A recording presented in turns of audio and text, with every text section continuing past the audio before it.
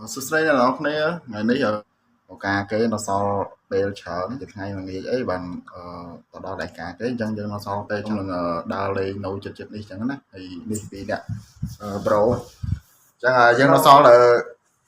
ពេលច្រើនទៀតដល់ពេលច្រើនទៀតប្រហែលជា3 4 5ម៉ោងអញ្ចឹងយើងប្រហែលជាយើងដើរលេងនៅចិត្តនេះសិនហើយចាំហើយម៉ោង5ម៉ោង6អីចាំយើងទៅដល់កន្លែងហោការគេអញ្ចឹងណាយើងទៅដើរមើលស៊ីហើយក៏កញ្ញាអីស្អាតនៅនំនេះចឹងព្រោះទឹកដីគេអត់ស្គាល់ដែរតែមើលចង់មើលអត់ចង់មើលboy អញ្ចឹងទៅចឹង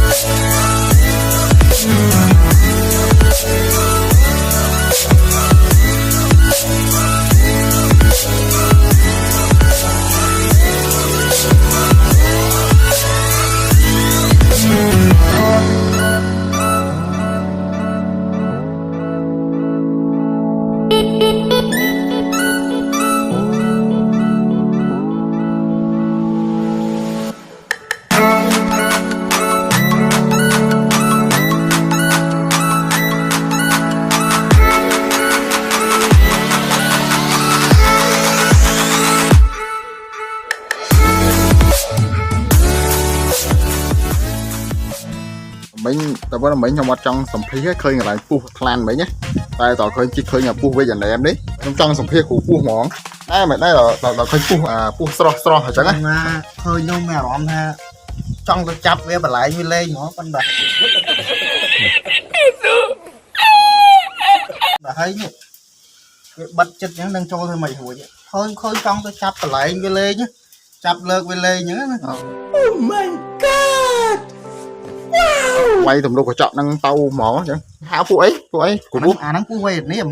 ហ្នឹងវេទនាមហ្នឹងមិនដែរអាហ្នឹងមានពឹសខ្លាំងហ៎អាហ្នឹងពឹសខ្លាំងបើតែមួយខ្ញុំអត់មានទេ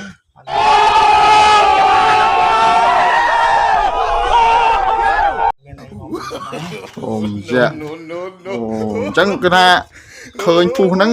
គឺថាសុបាយចិត្តហ្មងសុបាយចិត្តទេមានអារម្មណ៍មើលប្រហែលមានអារម្មណ៍ចង់និយាយថាយើងចូលចិត្តវាយើងឆ្លាញ់វាមើលទៅវាងលេងចង់យល់មកបន្លែងលេងអញ្ចឹងអូ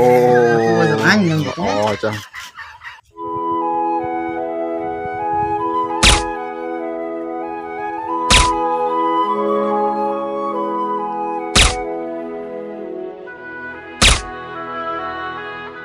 ច្រើនចំពោះការទស្សនាវីដេអូហើយខ្ញុំដល់ម៉ោងទៅការគេហើយអ្នកនេះនាំអ្នកបើឆាត់ហើយអ្នកកំដរទៅកំដរការគេមកគេដើរលេងមួយថ្ងៃហ្នឹងហើយអញ្ចឹងជួបគ្នានៅវីដេអូក្រោយអរគុណ